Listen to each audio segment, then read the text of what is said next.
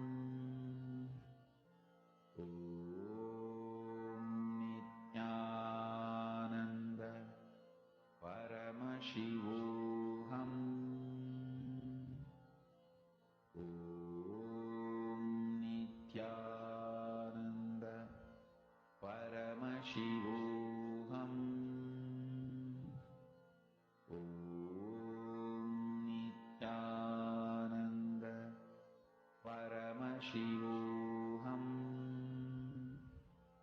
Om Nithyananda Paramashivoham.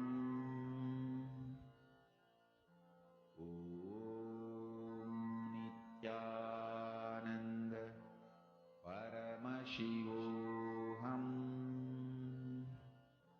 Om Nithyananda Paramashivoham. Om Nithyananda Paramashivoham. Om Nithyananda Paramashivoham. Om Nithyananda Paramashivoham.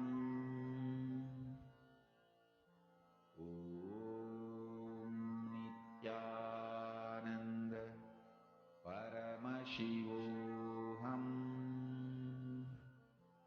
Om Nithyananda Paramashivoham.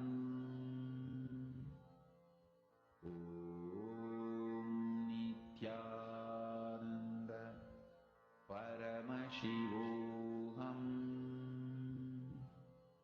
Om Nithyananda Paramashivoham. Om Nithyananda Paramashivoham. Om Nithyananda Paramashivoham. Om Nithyananda Paramashivoham. Mahamahāvagya, spiritual lullaby for samadhi, and Suprabhatam, wake up call, wake up song for Paramashiva. This Mahamahāvagya is spiritual lullaby for you to fall into samadhi. Suprabhatam, wake up song for Paramashiva to wake up in you. Just remember this one powerful cognition. This Mahamahāvagya puts me in samadhi. This is spiritual lullaby for samadhi. And Suprabhatam, wake up song for Paramashiva in me. For Paramashiva to manifest. With this one spiritual powerful cognition, chant this Mahamahāvagya.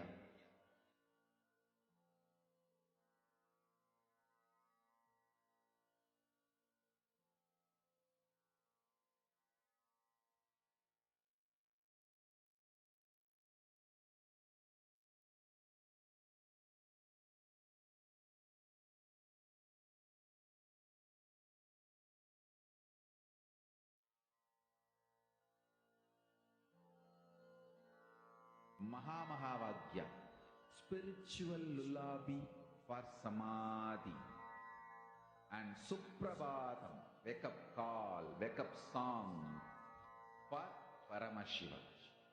For Paramashiva to manifest. With this one spiritual powerful cognition, chant this Mahamahāvagya. Om Nithyananda Paramashivoham. Om Nithyananda Paramashivoham. Om Nithyananda Paramashivoham.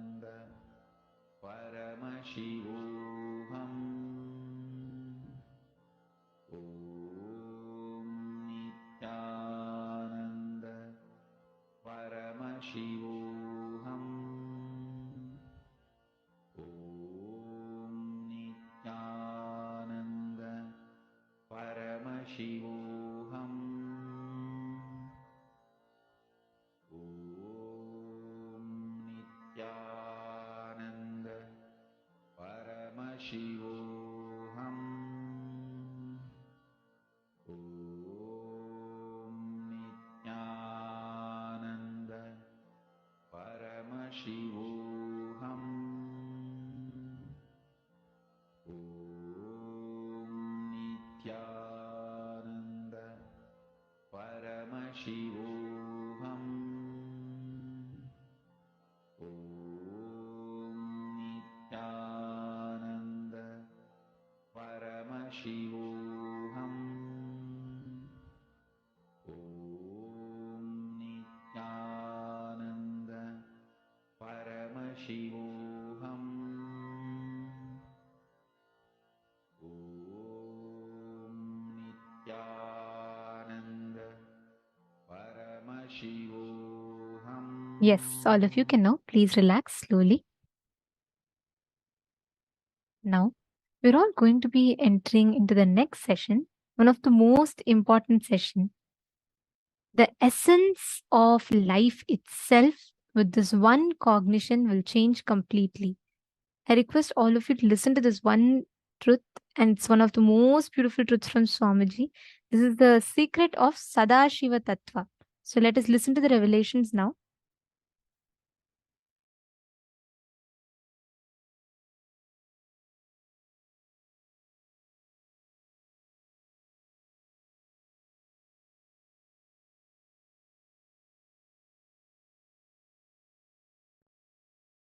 Creation, sustenance, rejuvenation,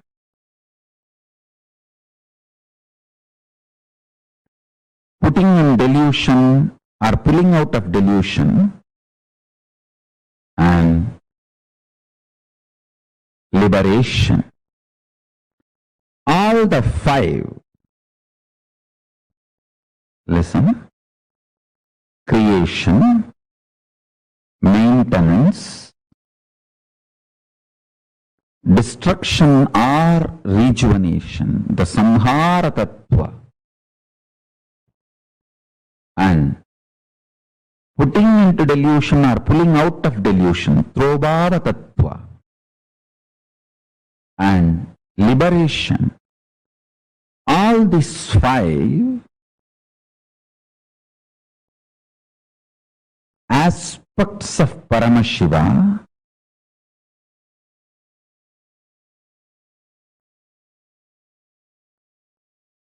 is centered on destruction or rejuvenation, Samhara Tattva. Listen.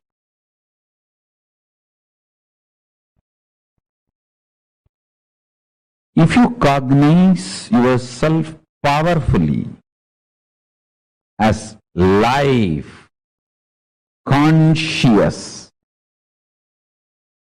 climax of your life will be rejuvenation. End of your body, you will be rejuvenated. You will not be dead. You will enter into Jiva Samadhi.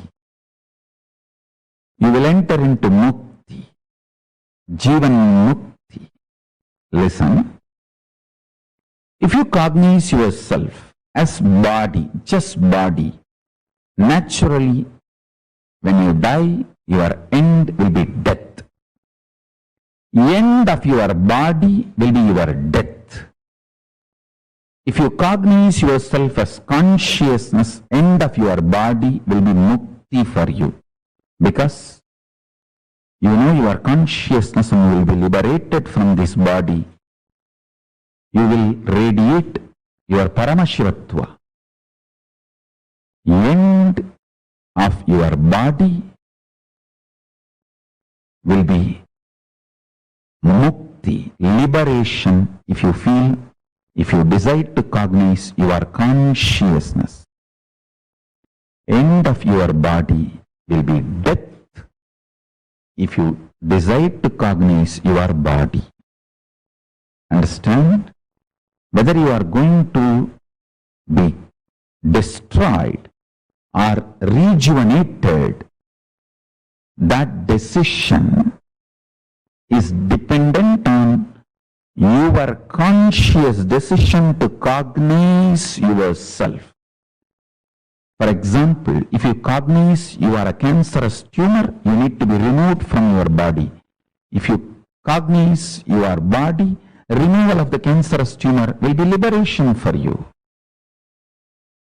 If you cognize you are a cancerous tumor, when the surgery is done, you will feel you are killed. If you cognize you are a body, when the surgery is done and the cancerous tumor is removed, you will feel healthy. Which side you decide to associate yourself decides whether you are going to be killed or rejuvenated at the end of your life. Listen carefully.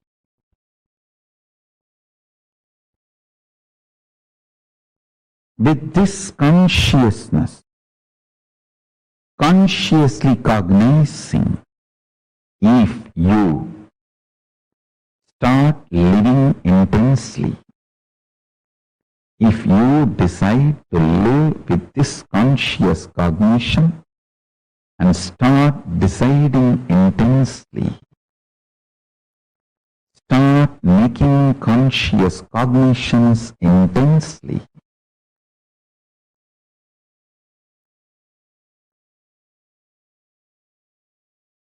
every principle you realize will become liberation. It will manifest as powers.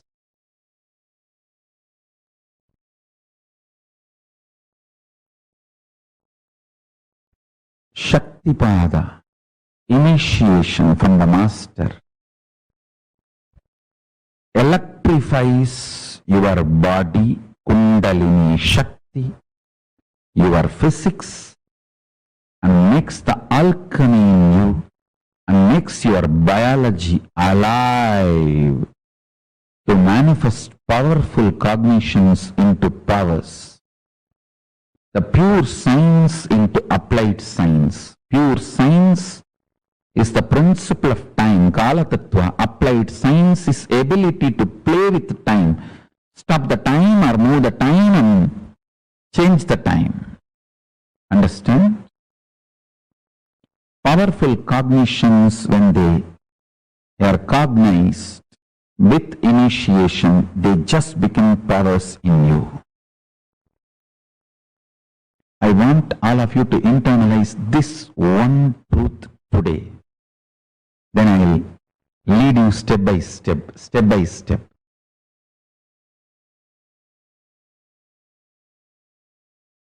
I'll give you a simple technique which I directly received from Arunagiri Yogeshwara.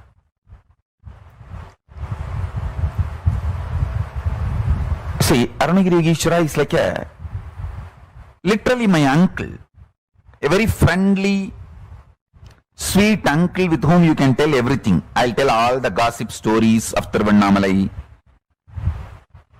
It's not that I had only serious talks with him about enlightenment, cosmos, prapancha. No. Many times I'll go and tell,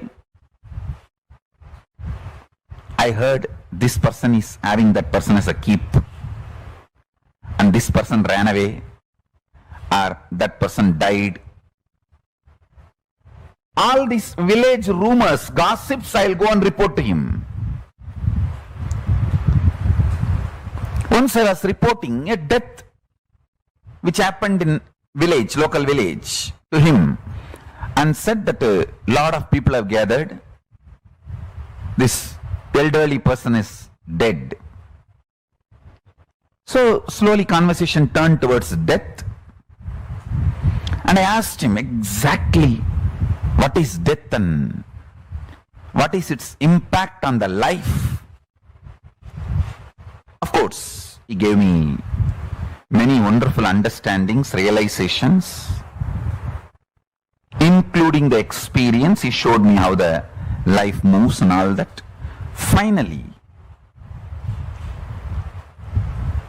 I wanted to share this part today with you all.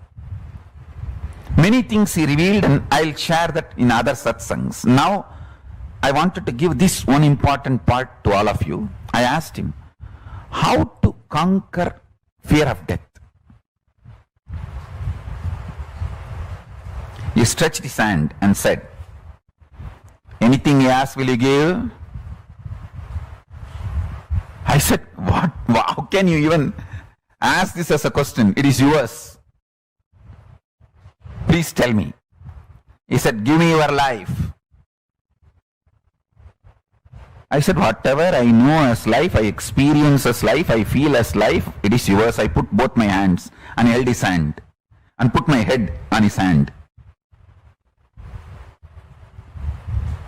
And he said, now you are dead. And actually I saw everything stopped functioning. I don't know how long the time was. The next I heard is, I am alive in you from now. And then he said, now I have given this life to you. Everything you have now from this moment is a bonus. I tell you, from that time till now, whenever I feel any difficulty externally, internally, only one thing I will remember, I am already dead. Now whatever I am having is a bonus. Come on.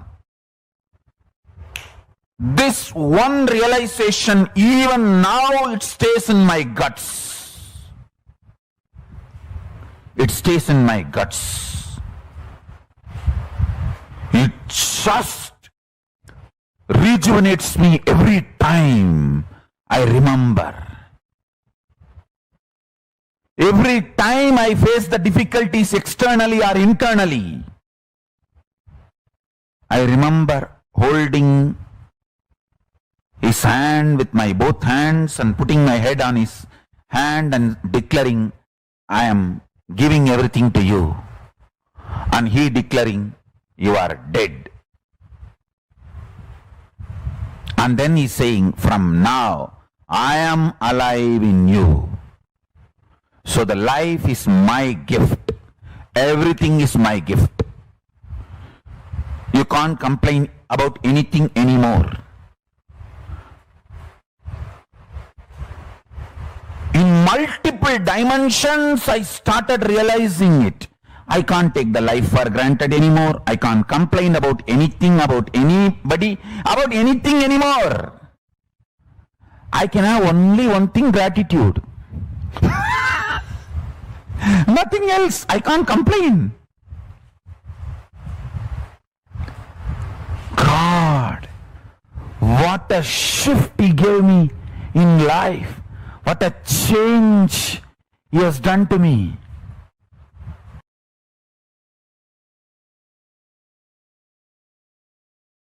A girl will not even have courage to run and escape from a stray dog, but if the same girl is having her child with her, she will fight with the lion, tiger to save her child, because the responsibility is due to love. Love triggered responsibility is an ecstasy, joy, not load. When you know all your struggles, he is struggling, you will take responsibility supported by love.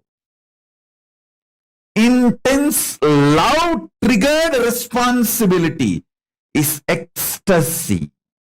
If you understand this example, you will understand what I am saying. A girl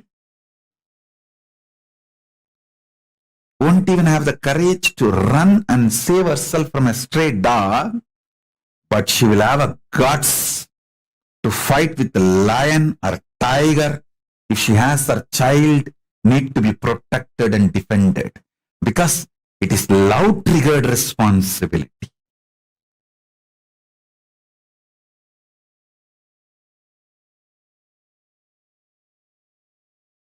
If you start contemplating, cognizing, doing samyama on this powerful cognition, have only Paramashiva as internal, external dependency. Do not have, believe, think you need to have any external, internal dependency other than Paramashiva, your consciousness. Any fear you have, greed you have, the false belief you have built, you need internal, external, other dependencies other than Paramashiva. Start pinning down those patterns, root patterns, and start the completion process. Start integrating yourself to Paramashiva. You will see miracles start happening. You will see power manifestation start happening.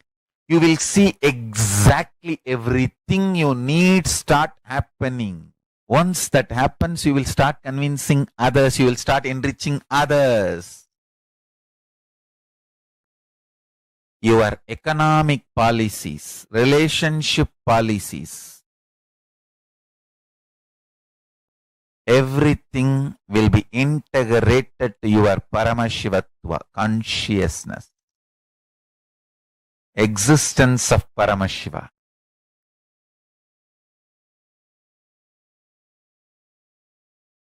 I am telling you, if you start doing dharana, pratyahara on this truth, hundreds and hundreds of truths will be revealed to you. Lot of delusions will start destroying, getting destroyed. Have matured conversation with yourself. Do this work.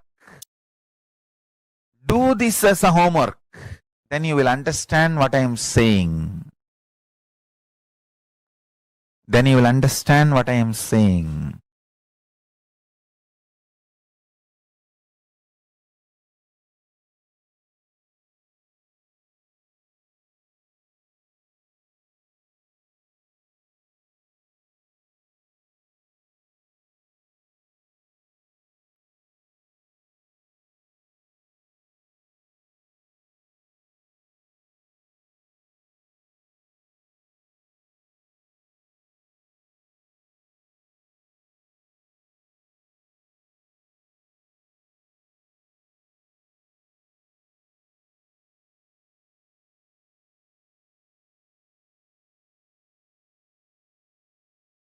Listen to this sacred secret. Listen.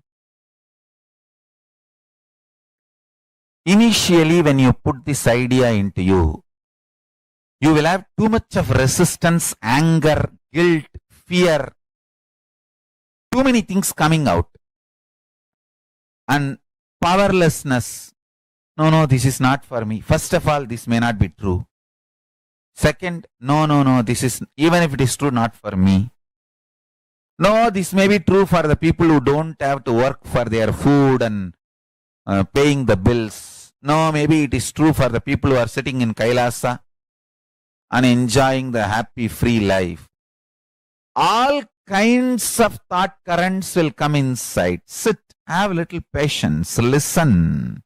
Listen to yourself and start penning down precisely what all resistance, anger, fear, guilt, powerlessness, what all is getting blurted out, vomited by your immature mind. Listen, pen down.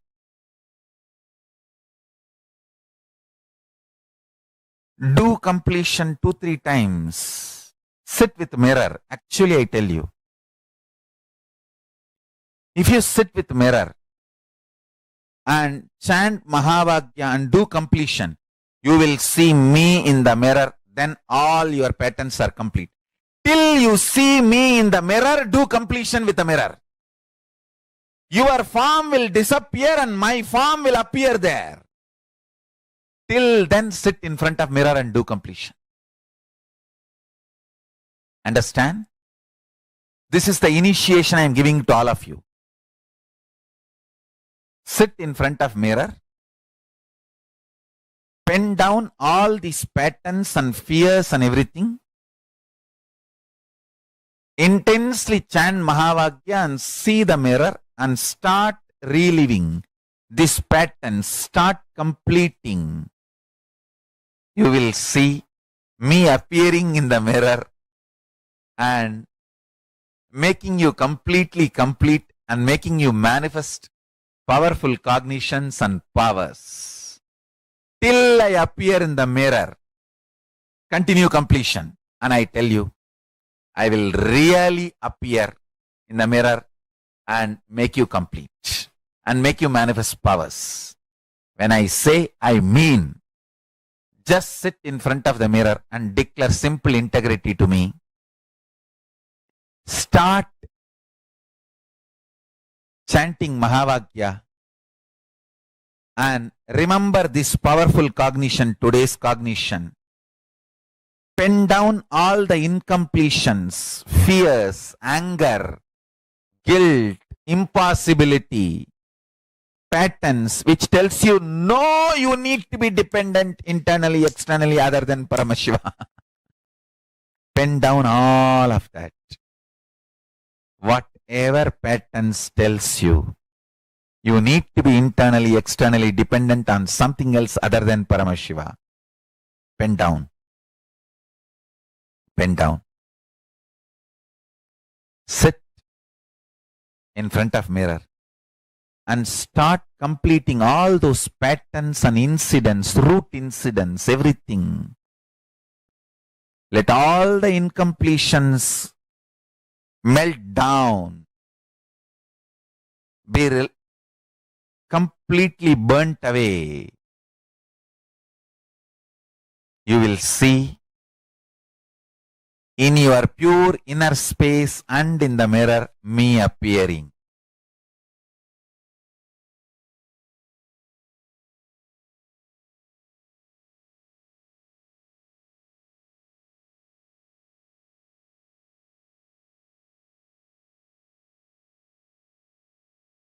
Paramashiva and Parashakti's intense presence will be happening. Both Paramashiva and Parashakti will be manifesting through this form.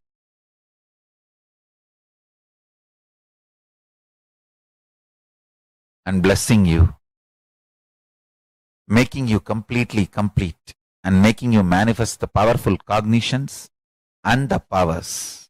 I bless you all. Let's start this homework today.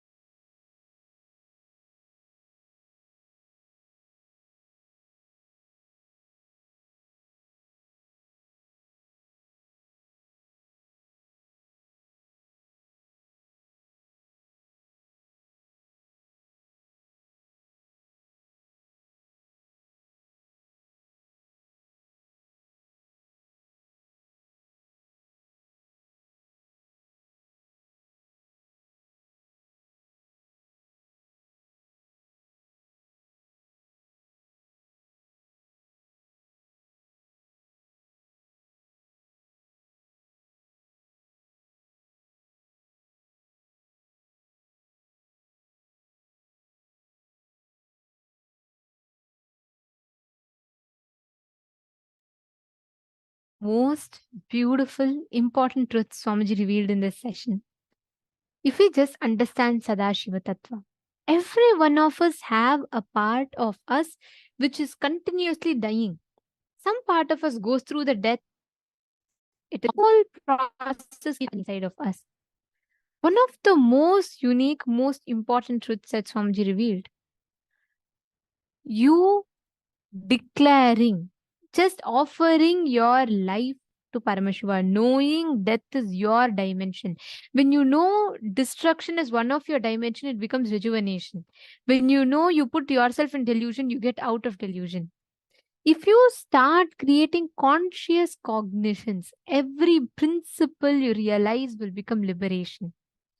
Swamiji was sharing this incident, right? Where Swamiji kept his own, whatever he knows as him, he declared and gave his life to Arunagiri Yogeshwara. After that, whatever Arunagiri Yogeshwara was, he gifted that to Swamiji.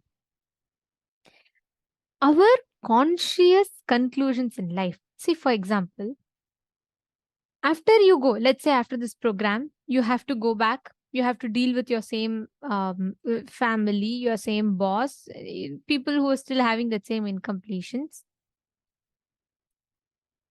And understand, you need to just catch this truth. What exact cognition you have inside of you. That is what manifests as reality.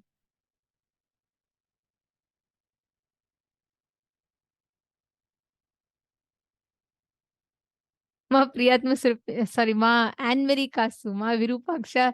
So I just can't help but I was just reading the experience that you have posted.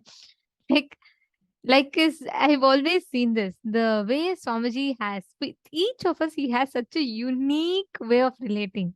Like the incident that you have posted, that Swamiji once told in Courtyard that he was asking Kalabhairava 3 times to give you a most complicated spiritual name, and then you were grumbling under your breath in the corner that it was too difficult. You would not use the name, and then Swamiji pointed out to you and started laughing, saying, "Look, look, look! This is how she keeps torturing me." Actually, the way Swamiji relates, it is so raw. It's so beautiful. I have also seen many times. I remember one of the satsangs, Swamiji had stopped saying that, like he gave a pause, saying, if I don't pause enough, then Ma Virupaksha will get angry. So I'll give a pause in the satsang so she finishes translating and then only I'll continue. The way it's just too fun. I know I have always seen that. So I can totally relate to what you're saying. I've seen how the way Swamiji relates with you, I mean with each of us. See, that again is one of the qualities, the Ananta Kalyana Gunas. Paramashiva happens exclusively for you. Understand, there are more than 500 of you sitting here.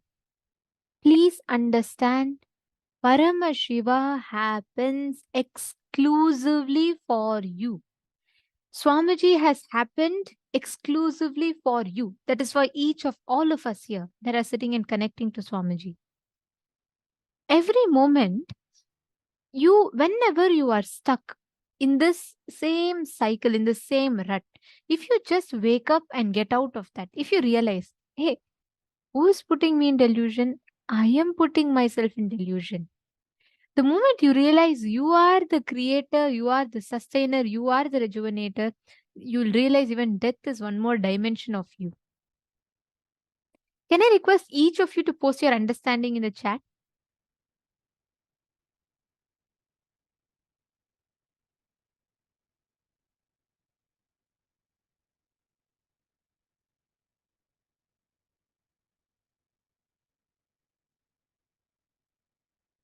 Can I request each of you to post?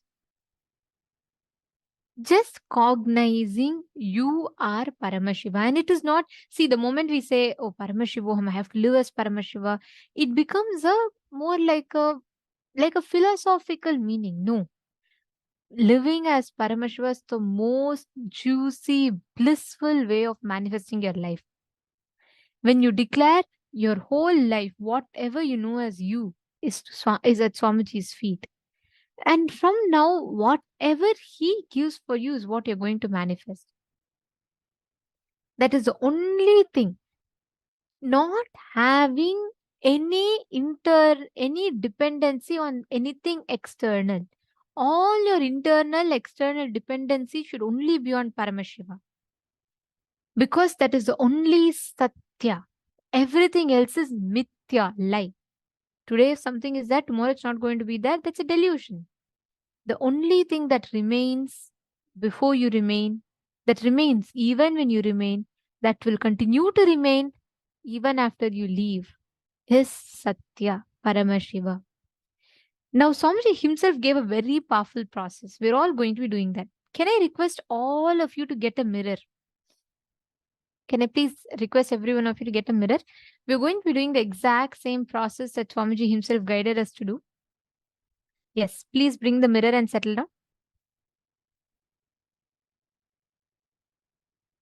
You're now going to be seeing yourself in the mirror. And like Swamiji himself said, you're going to be completing till your form completely melts and disappears, and you will see Swamiji's form in place of your form. You will actually start seeing Swamiji appear in place of where you're seeing your reflection. Can I request all of you to get a mirror?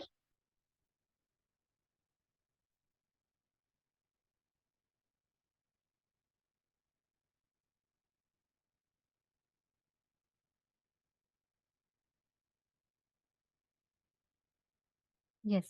Now listen very carefully. As you meditate on this powerful truth that Swamiji revealed, you're going to just sit, contemplate, experience this cognition.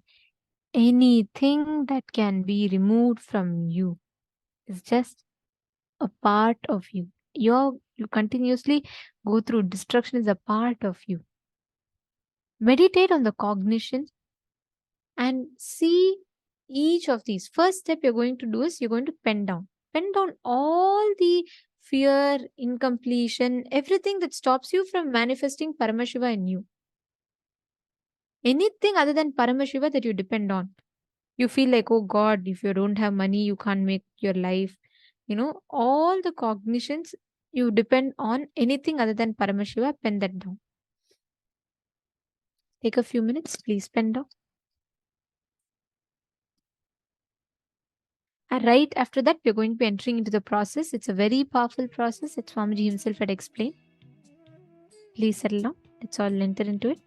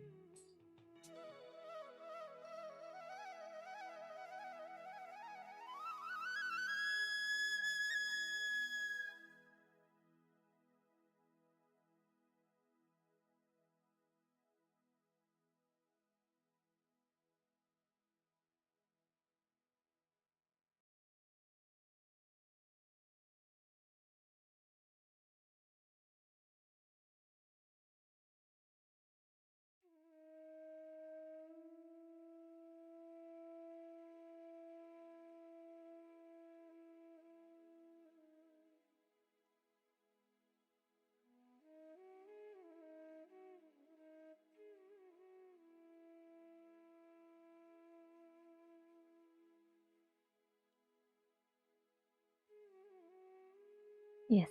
Now, once you finish writing, in the next step, please pick up a mirror. Listen very carefully the exact step you're going to do.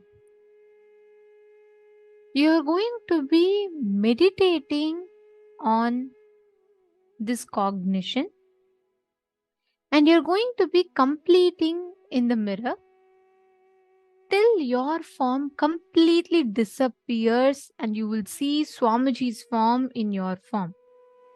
Sit, all of you, intensely look at the mirror. Can I request everyone to hold the mirror? The exact process that Swamiji revealed. Look at the mirror till your form completely melts, and in place of your form, you see Swamiji's form. The moment that happens, completion has happened fully. That's the way to measure. Take a few minutes, hold the mirror, look into the mirror, intensely look at it.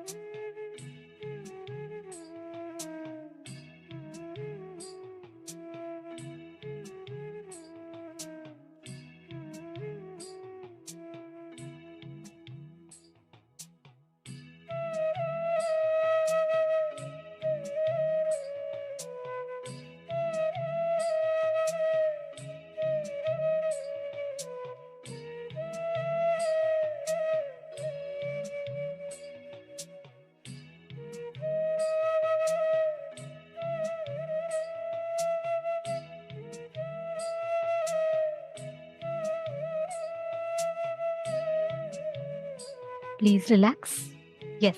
How many of you were able to actually see clearly and manifest the experience of seeing Swamiji in the mirror? Can I request all of you to post? The exact process that Swamiji explained right now, when Swamiji was revealing to us the process in the session. How many of you actually saw, instead of your form, Swamiji simply replaced it in the mirror and he appeared? Can I request all of you to post in the chat, please? Oh wow, Mahā Bhairava. Very nice. Beautiful. You have manifested that. Understand that means really completion happened.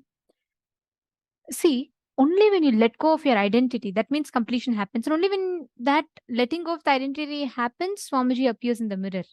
Like Swamiji said, if you keep on completing, at one point, your whole thing will just drop and you will see Swamiji's reflection.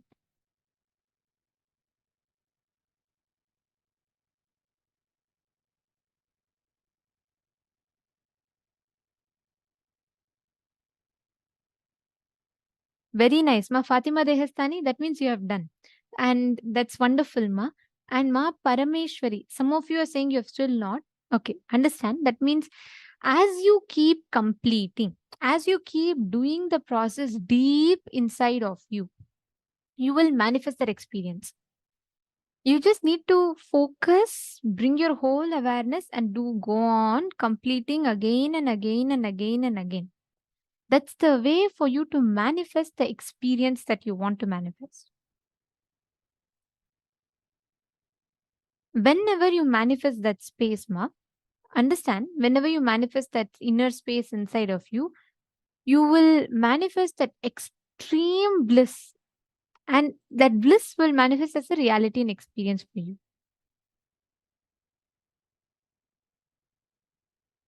Great. Okay. Now, all of us are going to be entering into a very, very beautiful session next. One of the primary qualities of living as Paramashiva is to radiate immense life positivity. But what does life positivity actually mean? Is it just thinking positively? Or what is life positive way of living? There's a very, very beautiful session through which Swamiji reveals this truth to us. Let us now enter into that session. Let us listen to the revelations.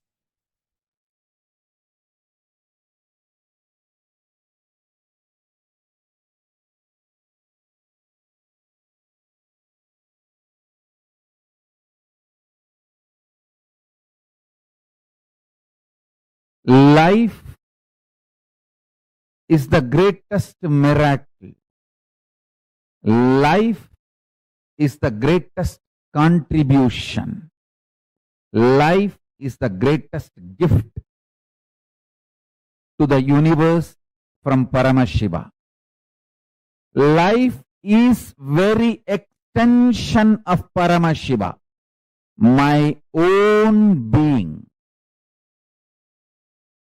Life is very extension of Paramashiva. When you realize and make yourself life positive, you give a superconscious breakthrough to yourself.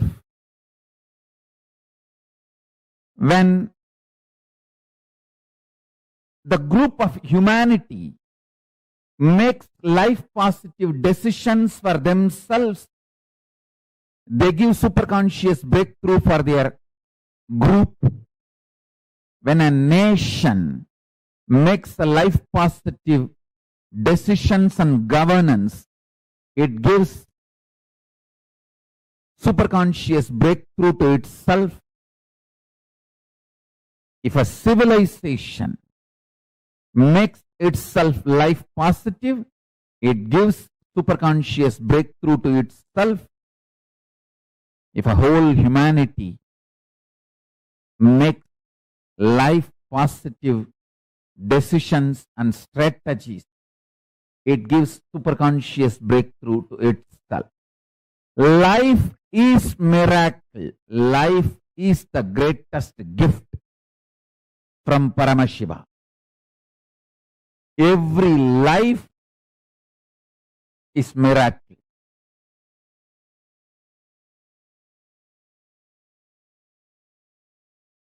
In your personal cognition about yourself as a first person, be life pro, life positive. In the second person, relationships with the people in front of you, be life pro, life positive. With the third person,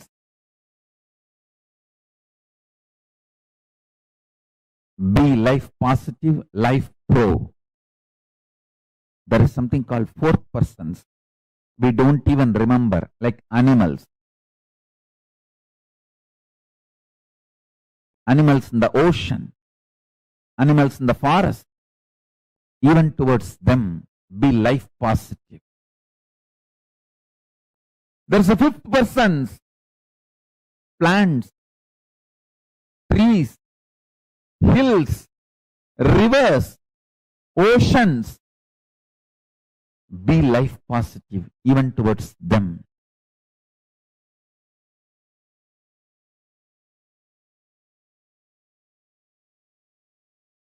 Listen intensely.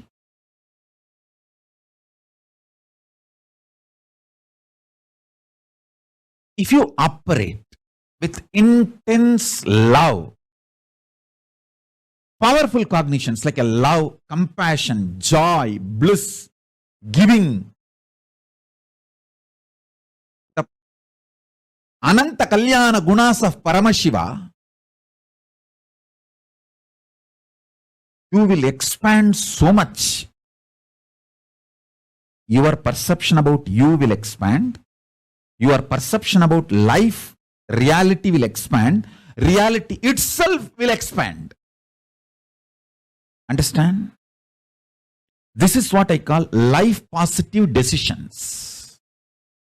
Actually, if you operate from this life positivity, even the chemicals and hormones your body secretes, manifests, strengthens your immune system. There are multiple tons of researches nowadays. If you just Google, you will find tons of proofs for what I am saying.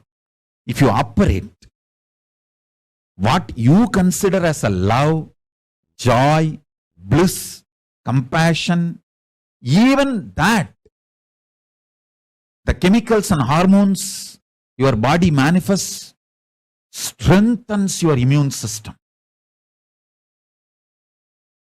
And if you operate from the cosmic cognition of you are Paramashiva, the kind of the hormones and chemicals your body will manifest and the kind of the immune systems, the strength your immune system will feel, the strength you will experience is unimaginable. And I tell you, same way, every action you do from fear, guilt, anger, anxiety, the kind of the hormones and chemicals you release inside your system breaks your system literally, breaks your nervous system and destroys your whole body and mind.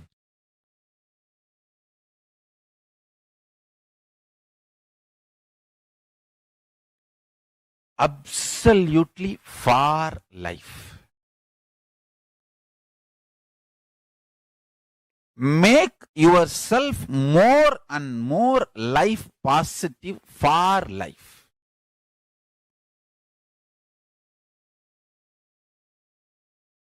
The whole vision of your life matters, not small actions. Vision should be for life.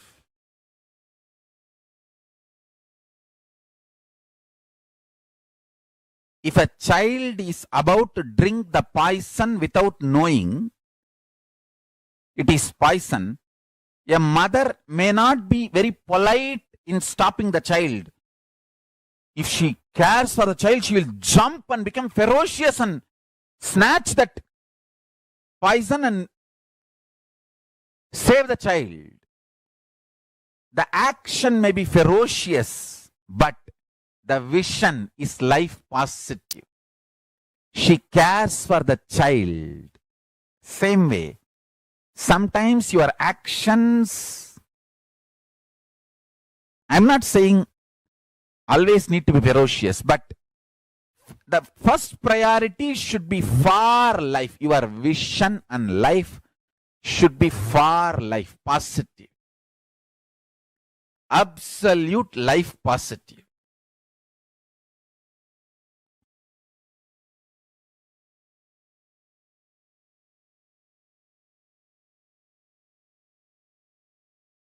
Saguni may look very sweet. He was very sweet to Kauravas. But his vision was not for the life of Kauravas. He was destroying Kauravas. He was looking very sweet, behaving very sweet. Does not mean he's a good guy.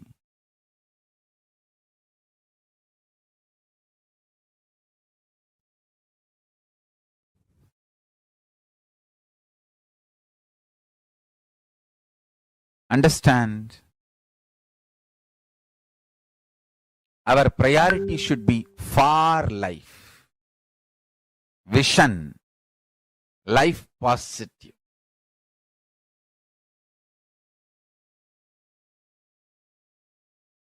Saguni can never win. Traitors can never win. They are fundamentally life negative people. They can never win. Be life positive. Go on, be contributing.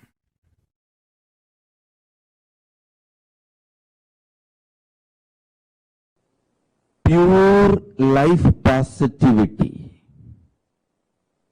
Absolute life positive energy is superconsciousness of Paramashiva. The food you eat, the way it is produced, the way it is processed or cooked, the way it is consumed, the way you detox yourself, clean your body after the digestion, the whole thing, end to end, should be absolutely life positive. Same way, the words you generate, see, the pure vibration is the nada in you. How you convert that nada into sabda, sabda into language, how you use those words on yourself, and how you use that words on others, and how others use words on you, and how you consume, get impacted, decide to get impacted by the words others use on you. The whole thing should be with absolute life positivity. Listen, I'll explain step by step. Whether the words you create and use within yourself, use on others, and the words others use on you, and the way you decide to cognize, cherish, get impacted by others' words, everything should be life positive, pure positivity. The way your food, the way your words, the way your consciousness functions, the way you cognize things happening, the way you build yourself, the way you build your life's experiences, everything should be absolutely life positive. Absolutely pure positive. I tell you, I'm going to explain in multiple levels, how the attitude and aptitude should be aligned to life positive. And one more thing, till you align the whole thing to pure positive, you are going to come back again and again and again. So better let us do it as early as possible. Let's not postpone. Let us not postpone, because till you do it, you are going to come back.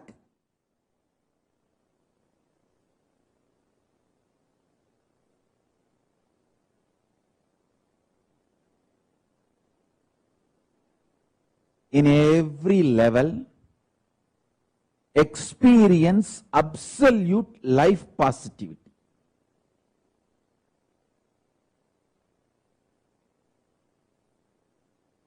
Intense life positivity is enlightenment. Withdrawal, cherishing life negativity is not going to end till you become life positive. You are going to continue to suffer wherever you are.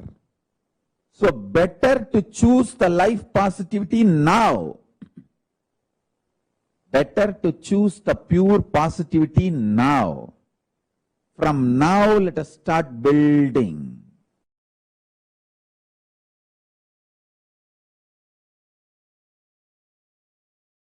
Intense life positivity. Intense life positivity. Intense life positivity.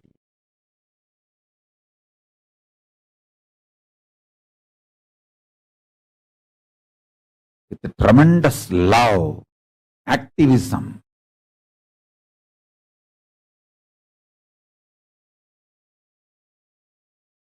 My gurus were focused on making the right fermentation inside me. If you allow the bliss fermentation inside you,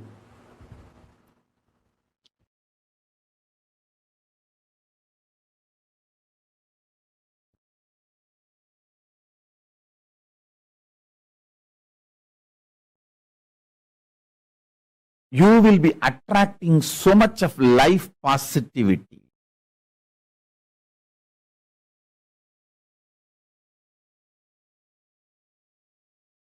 You will be just planning to expand more and more and more.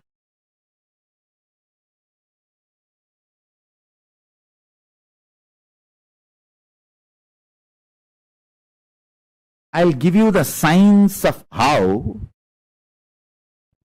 bliss fermentation can be done inside your system, so that you can manifest sthiti, sustenance, maintenance energy of Paramashiva. Listen.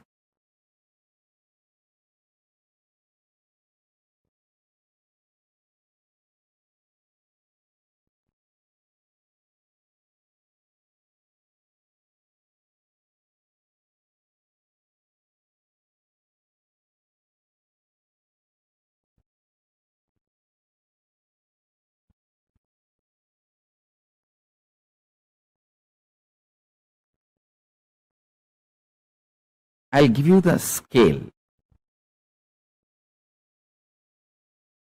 when you ferment, I'll give you the scale how to find out whether you are fermenting bliss in your life, worry or suffocation or suffering, what you are fermenting in your life. I'll give you the scale. When you allow the fermentation of bliss in your space, inner space, you will be overflowing. You will be just overflowing.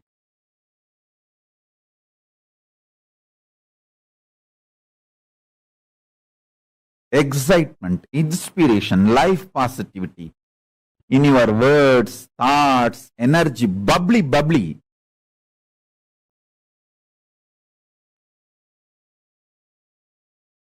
Such an exciting, inspiring.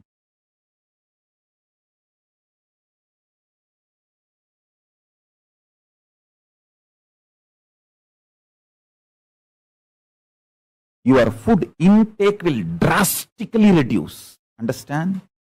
Most of you eat because you feel empty inside. And you feel by filling the food, you can fill the emptiness inside. If you ferment bliss inside you, drastically your food intake will reduce.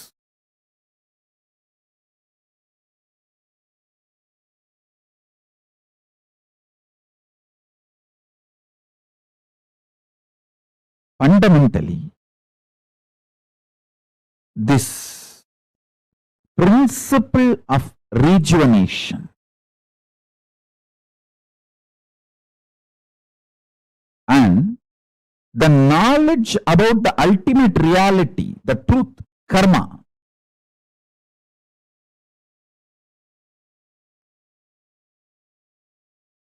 the ultimate truth is we just need to go on and on and on with the life positivity. There is no eternal hell in Hindu tradition.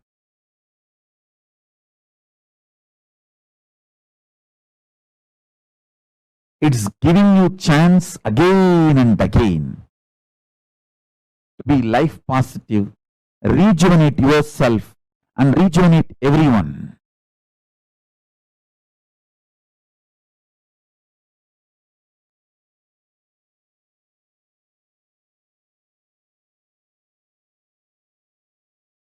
The principle of rejuvenation. Listen carefully.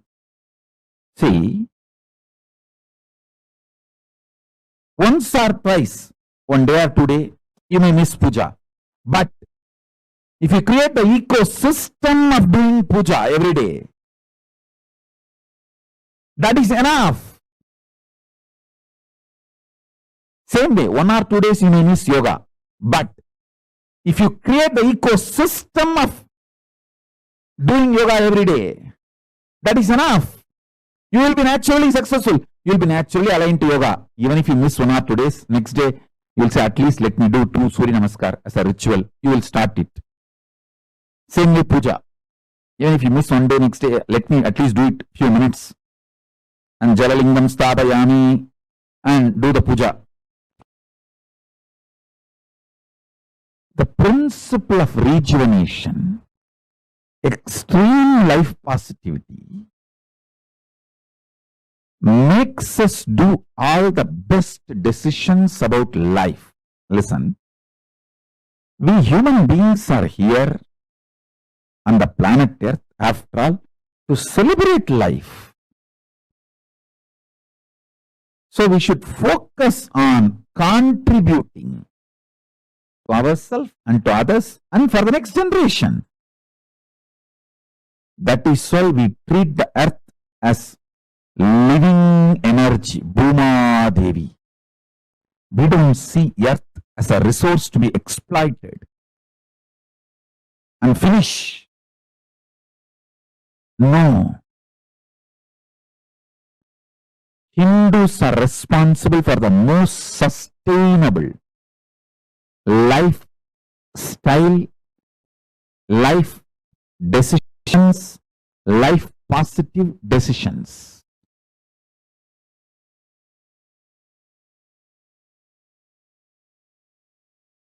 Listen, many times you get so attached with your reactionary, obsessive, compulsive behavior pattern. If somebody points you that pattern, you feel that they are binding you, suffocating you. They are controlling you. Hey, I am telling you who is controlling you and asking you to liberate yourself.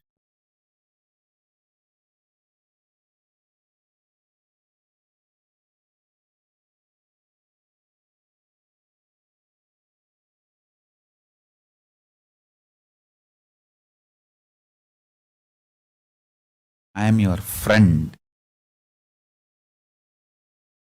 sincere father and mother, not your enemy. I have seen multiple times people, when they associate, identify themselves with their obsessive, compulsive, reactionary pattern and suffocate themselves, they feel the decision they make out of their patterns is much better than living with me or living around me or listening to my truths. And they leave. After that, even though so much suffering comes in their life, they continue to live in that suffering because they took the decision. Their ego and arrogance cannot accept that they failed and come back. Just to retain and maintain their ego, they continue to suffer.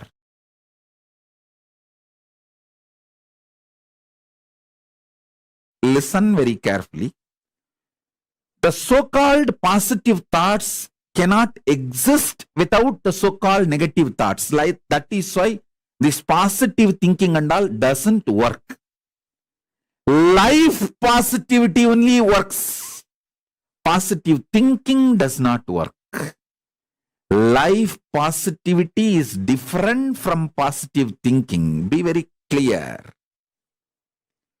Positive thoughts and negative thoughts will always coexist. Life positivity is the foundation. That's a constant. If you study the electromagnetic forces laws, electrostatic forces laws, all the principles, the constant is life positivity. There is no life negativity for life positivity. But there is negative thought currents for positive thought currents. Both are centered on constant, which is life positivity.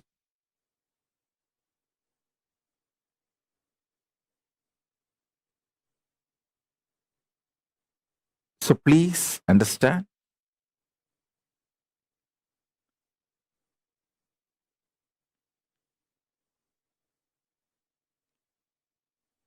When you feel you are a broken part, you will always be afraid of the other pieces. If you know there is a constant which is in you, how much ever you have self-doubt, self-hatred, it will not go beyond certain limit. See, there are some people, they know, I fight with my husband, I fight with my wife, but I will never go to the extent of divorcing, leaving them. So that is what I call, even for your negativity, there is a limit. Even for your negative thoughts, there is a limit. Even for your self-doubt, there is a limit. So that self-doubt will have a self-confidence. Self-confidence will generate sometimes self-doubt. But both finally is established on the self. When you know that self's quality, that is life positivity. self-doubt or self-confidence is like a self-doubt is negative thoughts, self-confidence is positive thoughts, but self is constant.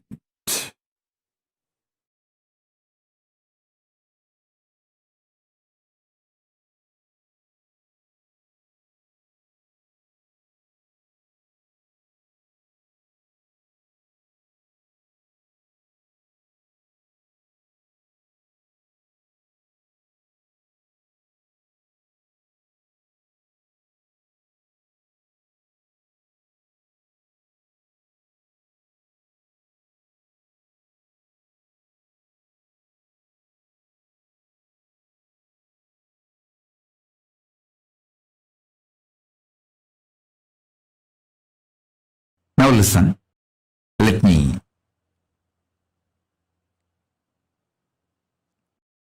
tell you.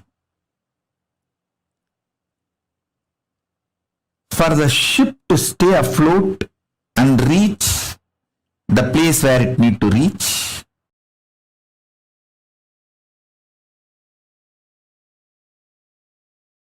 everyone in the ship need to be integrated. It's called collective integrity.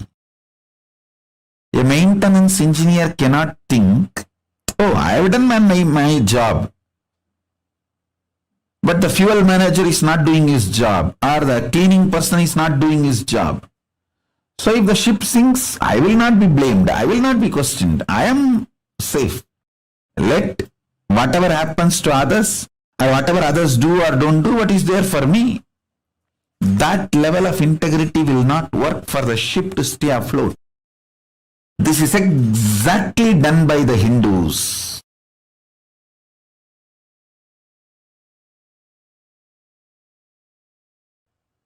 Your heart, which is convinced about integrity,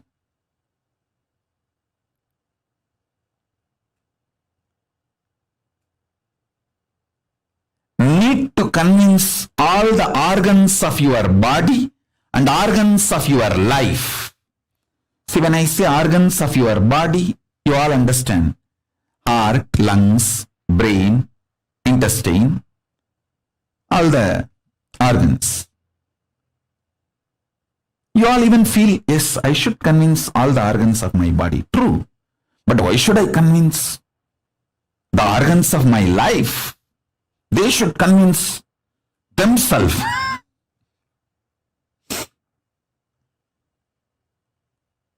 Actually, convincing all your organs and convincing the organs of your life is one and the same.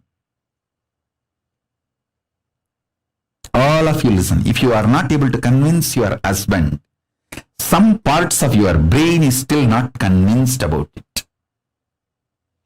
If you are not able to convince your wife, some parts of your emotions are still not convinced about it. So each organ actually holds the key for each relationship you have in your life. Convincing the organs of your body, convincing the organs of your life is one and the same. That is why I insist on collective integrity. I insist on collective integrity.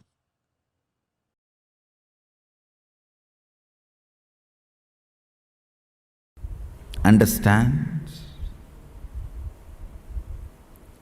Your stomach pain will be directly connected to the cobwebs you have not cleaned in your bedroom.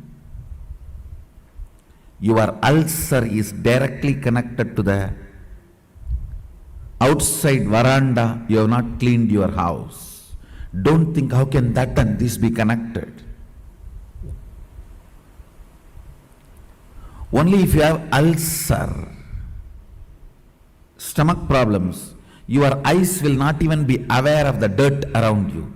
If your eyes are not even aware of the dirt around you, something is boiling inside you. You are preoccupied. All preoccupation manifests ulcer, understand? All preoccupation. If you take haritaki powder, you will clean your house. This may all look very funny, very funny side effects. You think, oh, if I take haritaki powder, I'll clean my restroom. That I understand. Why will I clean my veranda? Live, you will understand. Many of these things are interconnected. Many of these are interconnected. If you take haritaki powder and heal the ulcer inside, suddenly your words towards your mother-in-law will become soft and completion based. The relationship will develop. It's too funny. It is too funny. What affects what? Which one touches which one? It is too funny. Let me give you the precise solution. State is achieved by unclutching, completion, all the methodologies of putting you in Nirvikalpa Samadhi. As on now,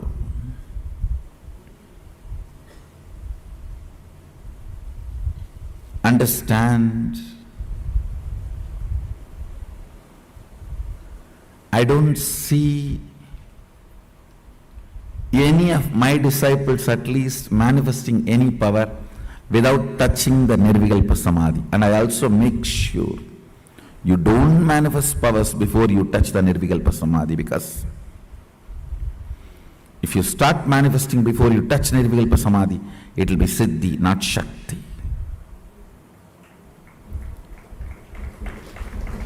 Nirvikalpa Samadhi is too important.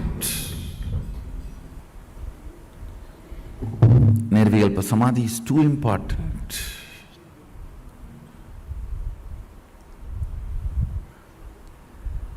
State is achieved by unclutching, completion.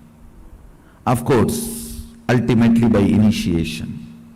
The Shaktipada puts you into the state of Nirvikalpa Samadhi, state of Sadashiva Tattva, oneness with Sadashiva.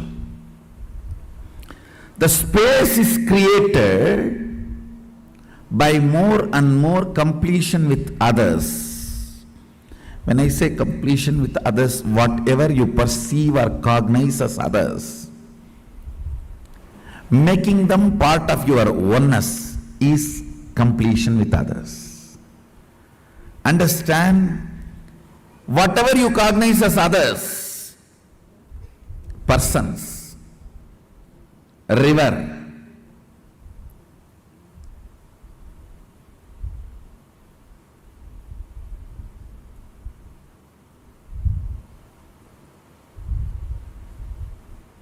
hill, whatever you may cognize as others, imbibing them as part of you, getting them as part of you, making them feel as you, recovering your oneness with them is completion with others. Understand? I am defining completion with others. Anything, anybody you cognize as others, bringing the original cognition back that they are one with you, waking up to the oneness with them or at or it, realizing the oneness again is completion with others. Completion with others is not apologizing to others. Understanding others. Others are as complicated as you. Understanding others are as complicated as you brings completion with others. You are not a bad person, you are a complicated person. All your dimensions are very strong. What others consider as good part of you, what others consider as bad part of you, all are very strong. I tell you, just like you are complicated, everyone is complicated. Understanding everyone is complicated brings completion with others, and you start feeling oneness with them. You start feeling oneness with them. Identifying yourself with others, putting yourself not in their shoes but in their crown. Why should always that word, putting yourself in their shoes? No. We Hindus, we put ourselves in their crown.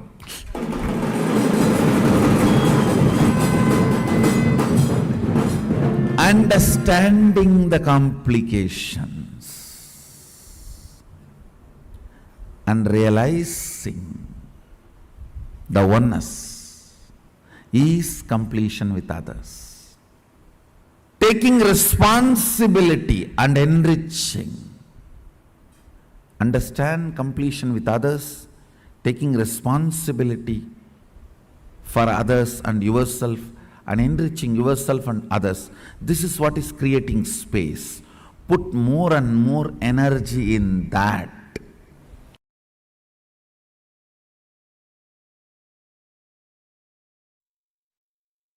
All your patterns, obsessive, compulsive, reactionary patterns, are not worthy. Life,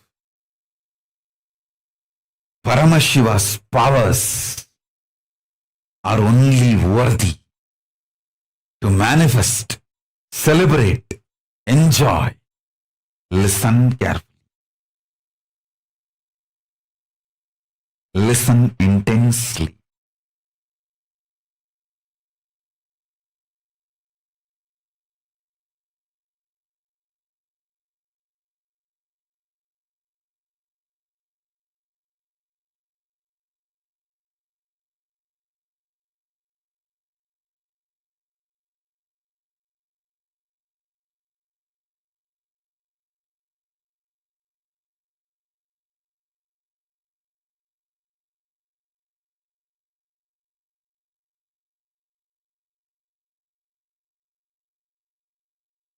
Unable to build collective integrity is just because of your obsessive, compulsive, reactionary pattern. Understand? Whatever stops you building collective integrity is your obsessive, compulsive, reactionary pattern. Sit and pen down what stops you building collective integrity around you. Behave ferociously with those patterns. You usually behave ferociously with the people, not with the patterns. Behave ferociously with the patterns. Behave cutely with the people. You do opposite. You behave ferociously with people and behave very cutely with your patterns.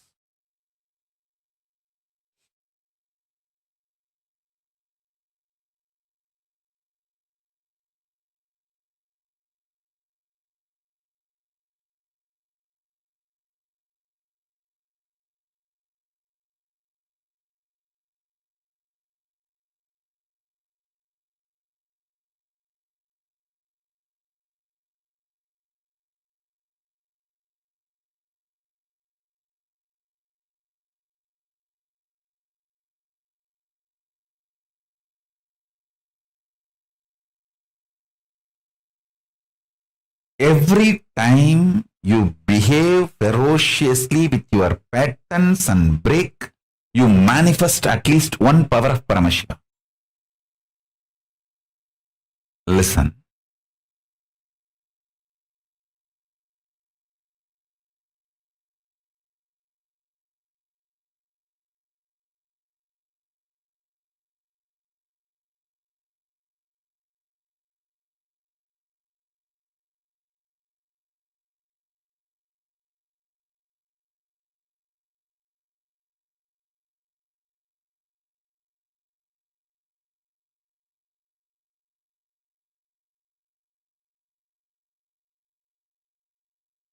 To behave ferociously with your pattern, you don't need anything other than feeling connection or trust on me, because the trust you have on me will naturally manifest as the courage to execute my words.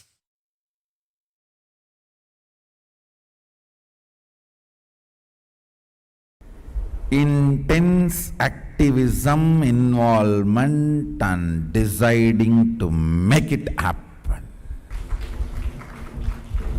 Nothing else is useful. Nothing else is required. The stamina, energy in the guts to make it happen. Will, persistence. Do you know in how many places the oppositions I am facing? But I don't think even once, I don't feel cognized even once, nobody is supporting me.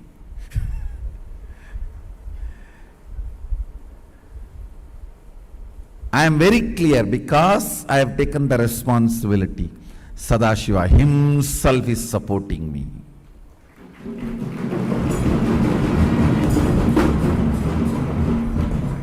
He Himself is manifesting. He Himself is doing everything. Understand, you will have in your inner space 10 choices. One, oh, I am trying every best, nobody is supporting me. One thought current. Loser. Losers don't sacrifice. Losers are the arrogant, abusive fellows. Out of arrogance and abusiveness, no sacrifice will happen. This is another one thought current. The one more thought current.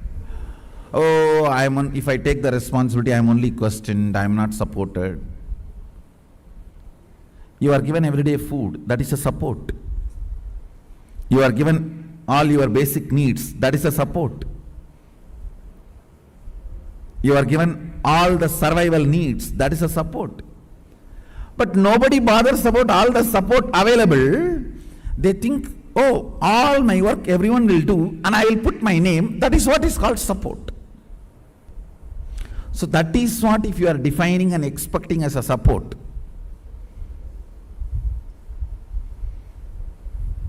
You will have Bodhaganas taking care of you.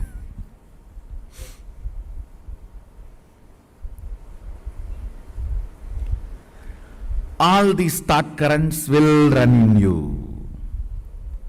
It is you who need to decide to which thought current you are going to give life. To which thought current you are going to give life. You are an adult, decide to which thought current you are going to give life. Your life is going to be like that, that's all. To which thought current you are going to give life, your life is going to be like that, that's all. Understand? Somebody decided to have a Ganga Snan and started his journey from Rameswaram. Today he may not have Ganga. He may have only the streams in the roadside to take bath. but only if he does not dilute his vision, goal. At least after 1 year, he will reach Ganga and have Ganga Snana. Today, you may not be as you really expect you to be or as I really want you to be. You may not be. But only if you keep my vision for you alive and moving towards it, at least in next 1 or 2 years, you will be settled and radiating, manifesting that vision. Understand?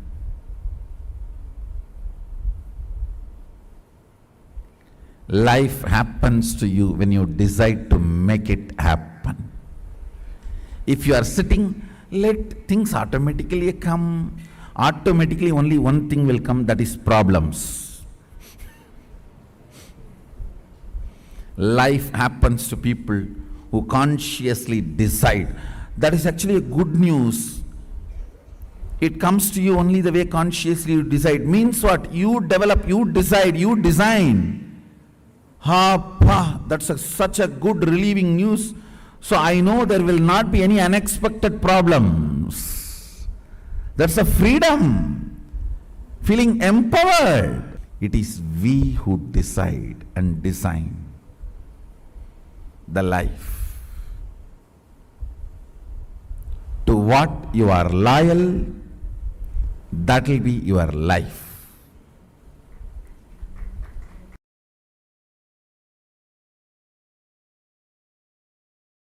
Dhyana means Tailadhara Patra. That's all is defined. Means when the oil flowing from one vessel to another vessel, when it is poured, that is called dhyana. Same way, Ganga moving from one ghat to another ghat, one place to another place, is called Shravana. Understand?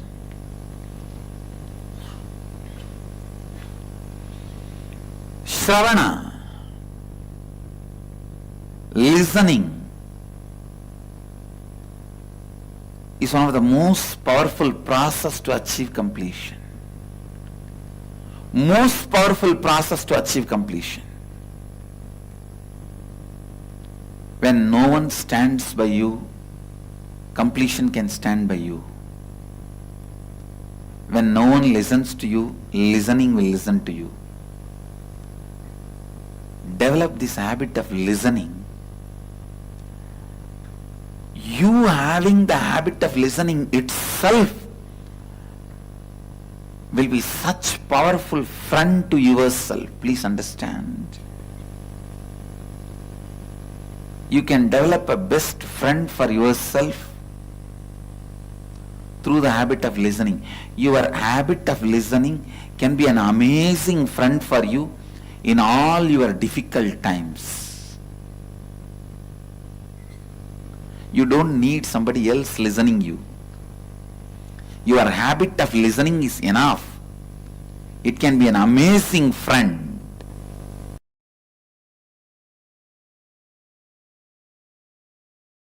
For that 6 days, all of you who want to do Kandasashti Vrata, gather in one place. Cook together. Have only one meal during the sunset. Whole day don't eat anything. Do Kandasashti Parayanam 36 times. Sit as a group from morning till evening. That 6 days take off. Whoever wants to do Kandasashti Vratam, all of you gather in one place. Stay in one place. Rent a place and stay in one place. From morning till evening. Do 36 times Kandasashti Vrata. Means Kandasashti Parayanam. Kandasashti Kavacham chanting. And evening, before the sunset, have only one meal. All of you cook together. Work together. Cook. Offer it to Subramanya. And eat before going to bed. Late night, do Rudrabhishekam. Listen. In Hindu tradition, in Agamas, Doing Rudrabhishekam to Subramanya is tradition. Night is the time the third eye of the Paramashiva opened up for the Subramanya to manifest. So night time, do Rudrabhishekam. After the sunset, do the Rudrabhishekam to Subramanya.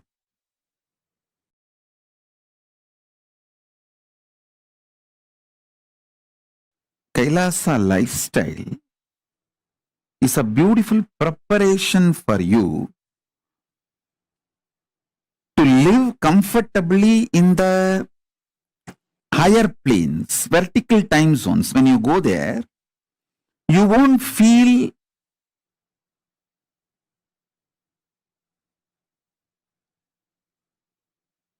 cultural shock. You will not feel cultural shock when you go to the higher planes if you learn the Kailasa lifestyle here on the planet Earth.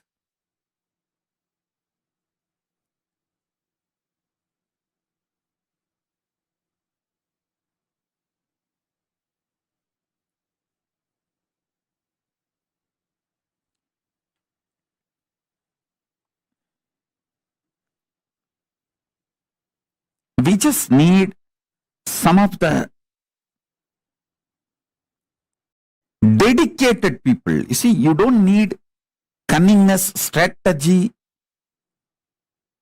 to make Kailasa. You just need tyagis, dedicated people who have a conscious stamina, will, persistence, making it happen. Will stay strong and make it happen, like Arishchandra, Satyavati, the Savitri, Satyavan Savitri.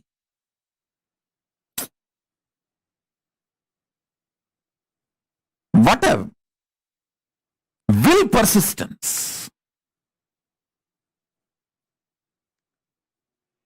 Nachiketa. Will, persistence.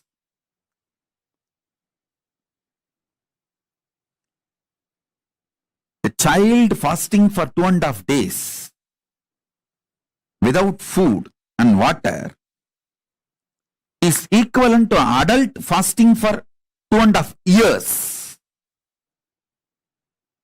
Because for child, food is the only life, source of life. For an adult, there are multiple sources of life. His body has evolved to use multiple things as source of life. But for a child, food is the only source of life. And a child, Nachiketa, fasting for 2.5 days is equivalent to an adult fasting for 2.5 years with a will, persistence. Satyavan Savitri, Nachiketa, Arishchandra,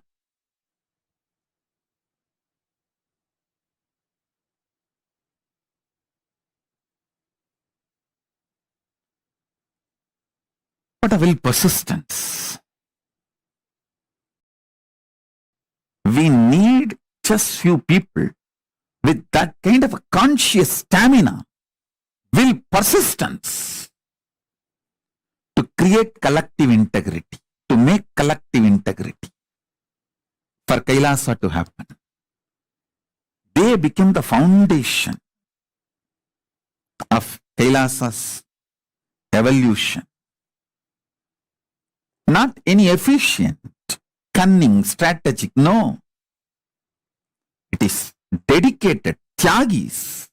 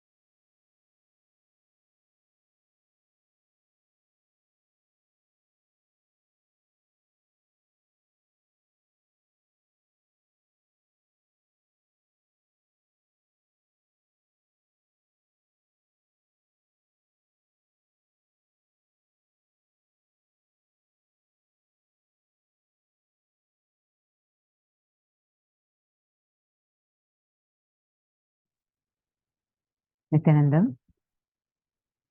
Hope all of us understood about what Swamiji explained on life positivity and collective integrity. And first, before entering further, because we are nearing the darshan is going to be starting very, very soon. Can I request all the participants quickly make sure you put your turbans on? All of you please dress up as Swamiji and come and settle down. Can I request everyone to dress up as Swamiji? I see white smiles. Yes, everyone to dress up.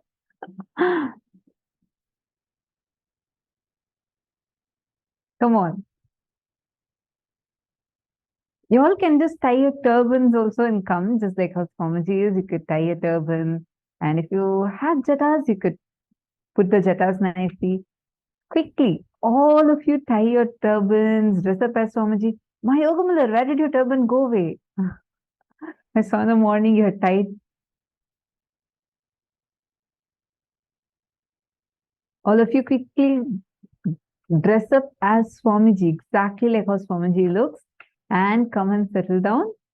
See, manifest Swarupa Samadhi through you, where you are manifesting, being one with his form. He will just manifest through you. See, understand, it will be so powerful, just so powerful. Just constantly remembering his form itself will start awakening the powers to manifest through you. Come on, all of you quickly dress up and settle down. In a few more minutes, we are going to be entering into the darshan. How many of you understood about the importance of collective integrity? And what did you understand as collective integrity? Can I request every one of you to please share?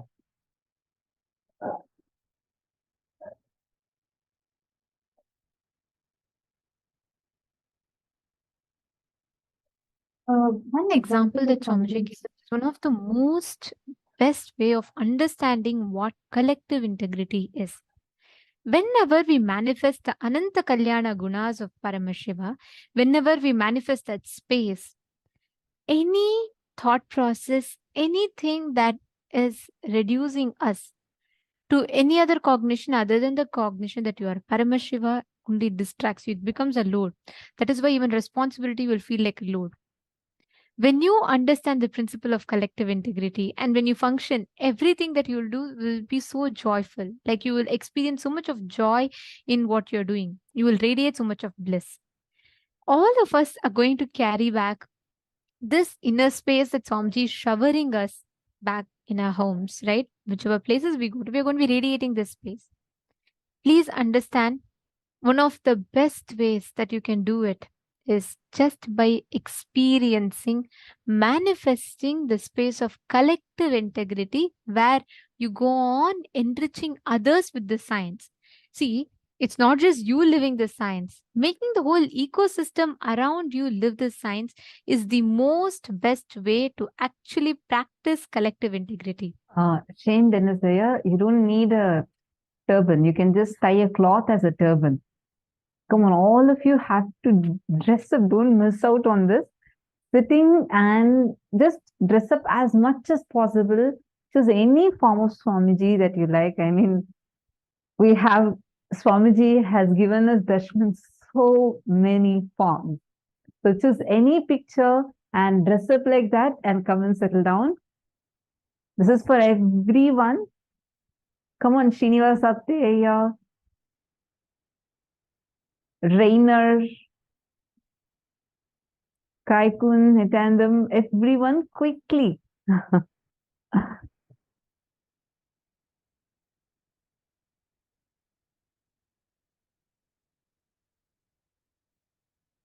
Adamya Sharmaya, you can get your Atmalinga from your local temple, whichever is your closest Kailasa center over there.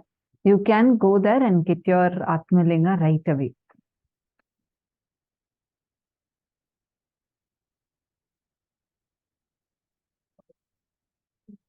Initiation, one of the most powerful initiation, because ultimately living as Paramashiva is nothing but living as Swamiji. how Paramashiva himself is living, every aspects that we see, each of us, if the initiation we're going to be receiving today is the initiation of manifesting the Ananta Kalyana Gunas of Paramashiva. All the qualities through the Paramashivam, we've learned so many different aspects, so many different qualities of Paramashiva, right? Right from enriching, compassion, tyaga, and how he is the powerful inner space of Paramashiva and the integrity. So many different dimensions we learned. All these Ananta Kalyana Gunas of Paramashiva, anything with which you describe Paramashiva, of which becomes only an attribute to him. All those Ananta Kalyana Gunas we are going to be receiving as an initiation today. Just with this one initiation, Swamiji is going to be programming your whole inner space to literally manifest the space, the experience of Paramashivoham. So are we all ready for it? Shall we all get ready, enter into the darshan? Can I request all the participants to please settle down? Please come on the camera. Yes, and I'd also like to remind all of you, all the participants, to please be on camera. Anyone who's not in the camera will have to be moved. You'll be moved into the waiting room. You will not be able to sit in the darshan. We request all of you to come in the camera. That's all. Please settle down. Very, very shortly, we are going to be entering the darshan. I see many of you who have tried dressing up. Fengs and Yang. Ma, Fengs and Yang, from morning I have been noticing you have put something on your head to replicate a turban. And then Ma Shanta Fields. Okay. All of you look quite interesting. Different ways. Each of you have tried. That's nice. Can I request all others also? Come on, Madonna. UZ Pan. Ma Nirmala. All of you quickly dress up as Swamiji. Vani, which picture of Swamiji are you replicating? I see I put Basma and come. Which picture of Swamiji are you replicating? Try putting more like either more Rudrakshas like this. It should be matching a picture. Come on. Choose any photo of Swamiji and it should be literally replicating his style. Come on.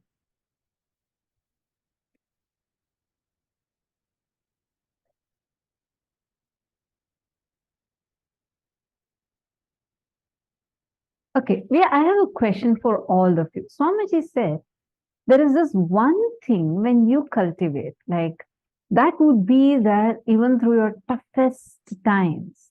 There's this one thing, like even if you go to your lows, even if others don't listen to you, you just need to practice this one thing which will really, really help you a lot. What is that one thing that Swamiji said?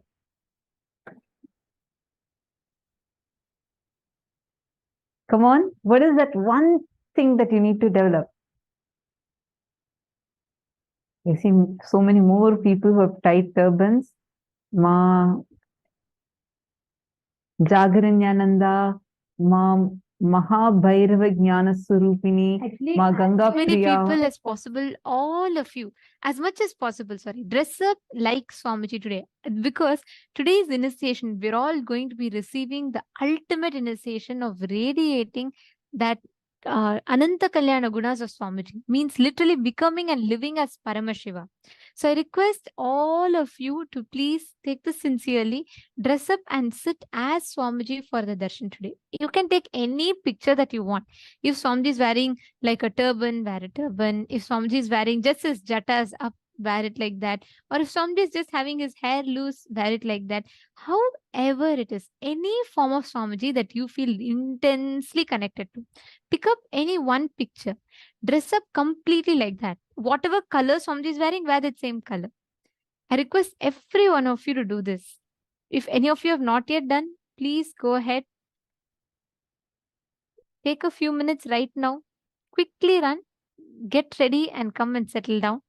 And all of you who have gotten ready, I request all of you to take a few minutes and please go to Facebook.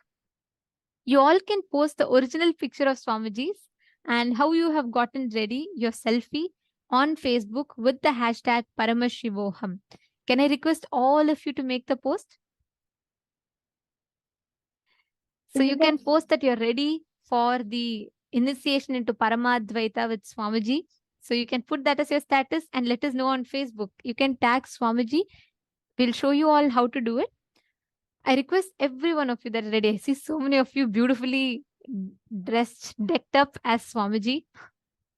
So I request all of you that are ready to now take a few minutes, click a picture, and please post it on Facebook. You all can use hashtag Paramashivoham and tag Swamiji.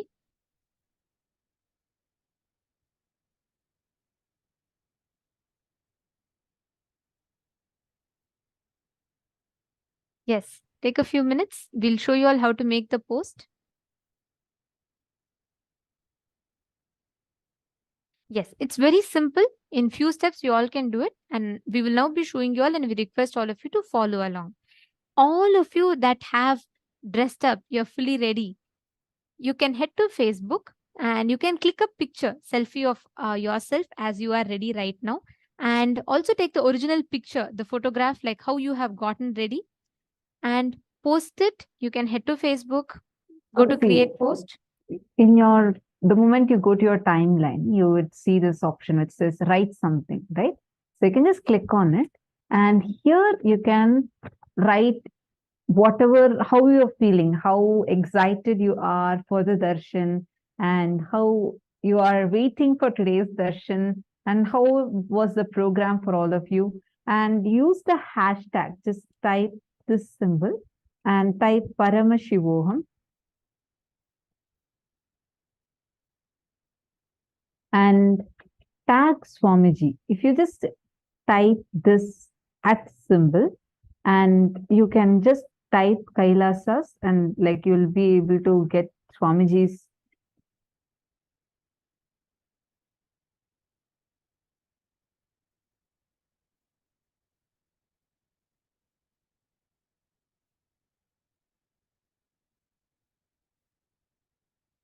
So once you type, you put The @ symbol and you type. You can type Swamiji's profile name and you can tag Swamiji and make the post.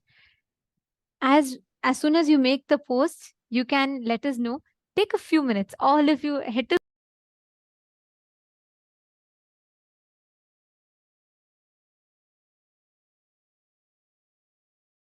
to receive initiation from Swamiji into Paramadvaita, the ultimate initiation of living as Paramashiva. See, that is the essence of Paramashivoham. Whichever aspect of life that you're going to go back to, you're not going to deal with it the normal way. You're not just going to go and be your same old self. You are going to be living, radiating as Paramashiva. So how do you do that? That initiation into Paramadvaita is what Swamiji is going to be showering all of us with.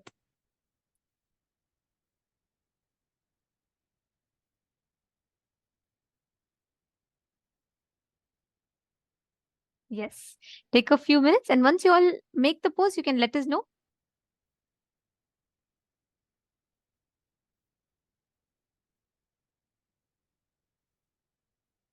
Go to your Facebook and go to your profile. The moment you'll get the notification asking what's on your mind. Click that and you can upload your selfie with the hashtag Paramashivoham, and you can say you're ready to receive the oneness initiation with Swamiji. And you can put the original picture of Swamiji's based on which you have dressed up and your current selfie as you have dressed up and tag Swamiji.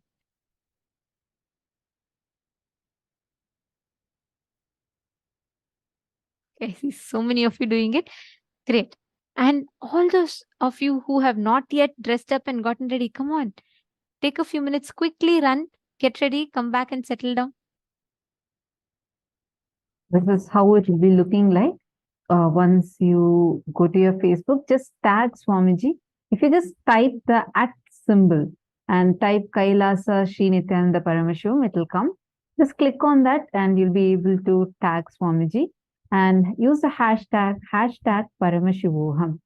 And all of you will be seeing there's a small symbol, a green color symbol at the bottom here. next to add your post that says like, that shows it's an image, right?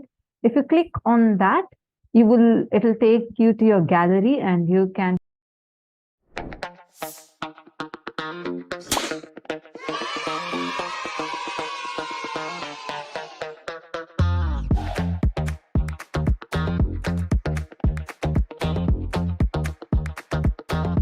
your selfie from that. So take a few minutes, use this hashtag and tag Swamiji, and all of you can make your post.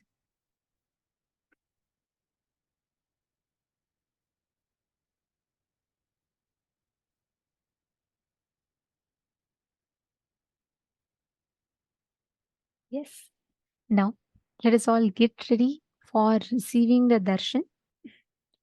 We request all the participants, every one of you, to settle down. Today, during the darshan, we are going to be receiving the essence of what Paramashivoham stands for. The essence of living as Paramashiva. Today, during the session, Swamiji revealed a very beautiful truth, right?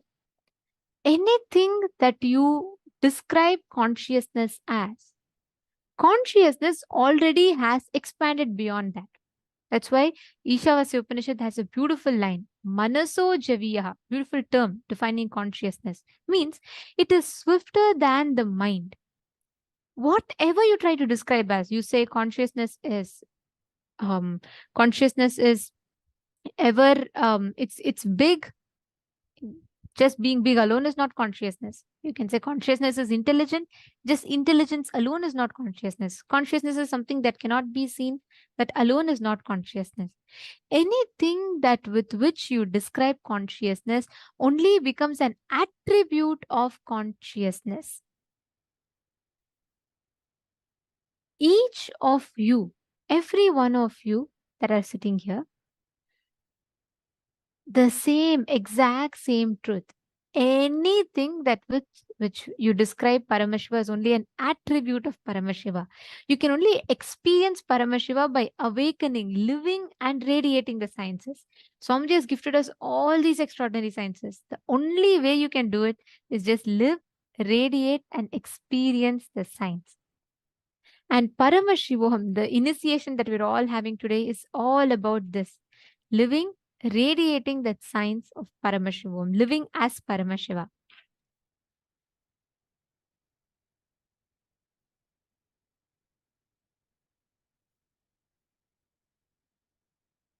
So each of you now,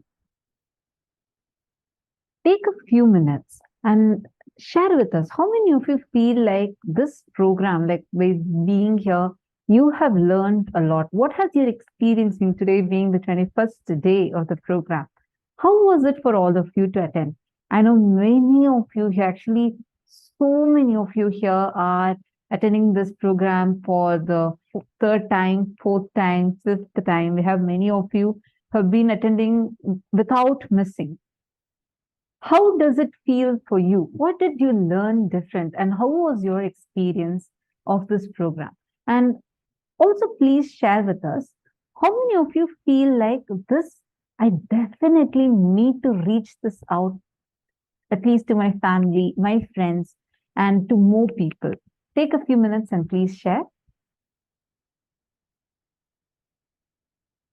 How many of you feel like this definitely needs to be reached out to more people?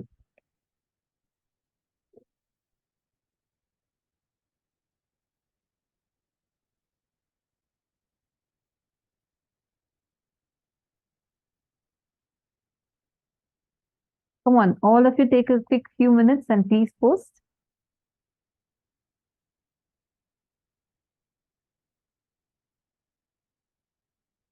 Understand? The best way you can do it, reaching this science, this gift to as many people as possible, is start with all the people around you. Like right now, take a few minutes, invite your loved ones for darshan today. Let them experience this powerful initiation. Let them have this initiation.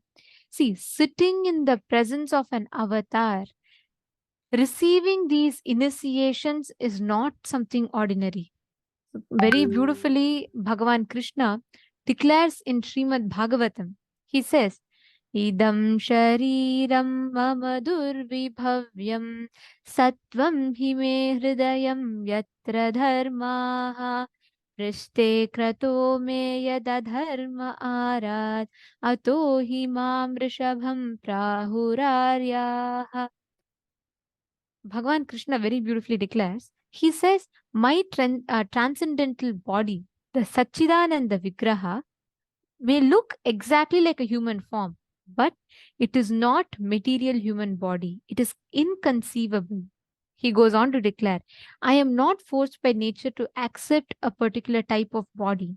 I take body out of my own sweet will. My heart is also extremely spiritual, and I always think of the welfare of my devotees. Therefore, within my heart can be found the process of devotional service which is meant for the devotees. Far from my heart, I have abandoned adharma, non-righteousness, and they do not appeal to me. Due to all these transcendental qualities, people generally pray to me as Rishabha Deva, the Supreme Personality of Godhead, the best of all living entities. This is the quality of an avatar. This is how an avatar manifests. This is how an avatar is born. He radiates. Every time, whenever you connect, whenever you experience, live this science. Just sit with that one declaration when you are experiencing the darshan. Understand you're experiencing that Satchidananda Vigraha, that divine Divya Sharira form of Swamiji, literally initiating you, transmitting us into the highest plane of conscious existence. That is the exact experience that all of us are going to be receiving today through the initiation. So let's all get ready. Especially, I see many of you here who are saying, okay, post it on Facebook. Okay, great, wonderful. And stay in the same thing. Don't remove your turban or anything. And be like this itself. Let's all receive the darshan together and experience that ultimate Paramadvaita, the ultimate oneness with Swamiji. And today being the 21st day, and receiving, like last time, Swamiji gave a very powerful message, which was to live an Atmalinga-centric lifestyle. Now, today we all are going to be receiving like that, the last day blessings. So please make sure you're here, clearly visible in the camera, and be here fully. Do not get distracted. And you can ask whatever boons you want in the chat, and Swamiji himself will be blessing you. Okay, it's so nice to see so many of, actually in every room I see everyone sitting with some form of a turban tied. Very nice. And some of you are putting more rudrakshas and dressing up in different styles. Whichever form of Swamiji that you like, you have dressed up like that. That's wonderful. See, one thing, understand. Now, when we learn about this collective integrity, this space, what you're learning, right? Swamiji explained about how, like with the example of a ship, it's not enough. It's just one, let's say the captain of the ship alone is perfect and he's doing his what he considers his responsibility properly. But then there's another person who's supposed to be, let's say the carpenter, who's there on board of the ship, and all of a sudden goes and starts drilling holes everywhere. It's not safe for the ship unless everybody is there together with collective integrity. Collective integrity keeps the ship afloat. Unless the collective integrity is there, we will not be able to have the same, like the integrity will not be held the same way. You will not be able to have that powerful experience. That's it's very, very, very important that you enrich your near and dear ones and make them also as a part of this, and make them as a part of this extraordinary blessing that you're receiving, so that you have a beautiful teamly who also support you in this spiritual path and help you to really manifest Paramashiva through you. Otherwise, now you'll be experiencing such a high, powerful experience. And one call from your spouse is enough. All of a sudden, from Kailasa, you just come down to not even Bhuloka, you start traveling downwards. See, understand, it's the collective integrity that you have. How you build your teamly around you is too important. How many of you are deciding, saying that, yes, I really want to build my teamly around me? And how many of you feel that I want to invite my family and friends for this program? And if you would like us to send the details to them, please take a few minutes and please share it with us.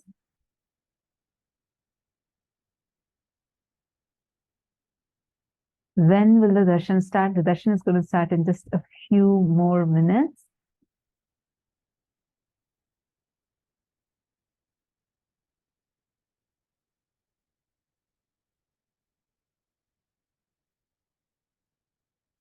How many of you want to share this with others? How many of you want to really share about this program to your friends, your near and dear ones?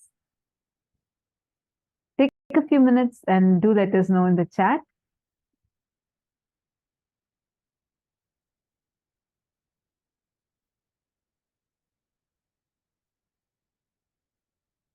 And now our support desk team is going to also be sharing with all of you in your respective Zooms the survey form, so that where all of you can share your feedbacks, your experiences. How did you enjoy the program? How was the program for all of you? And how many of you, like, what are your feedbacks? Do you have some feedbacks? And do you feel that, certain parts are really, really good, especially the darshans? How was your experience in the darshan? We request all of you to spend your valuable time and share your feedbacks elaborately with us. Your feedbacks are valuable to us. And every one of your feedbacks are really important for us. Take a few minutes and please share it with us. The support desk team is posting it in all of your chats now.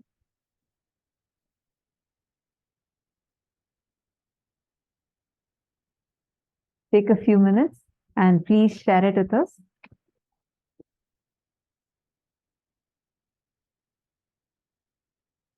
I request all of you to please check your Zoom chats, and you would have received the link on your Zoom chat. Take a few minutes and head to the form and please fill it out. Share with us, how was your experience?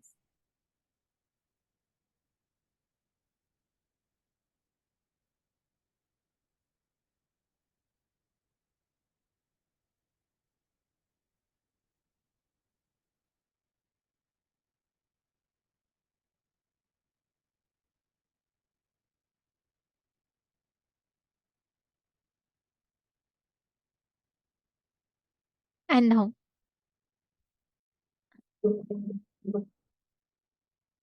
as we all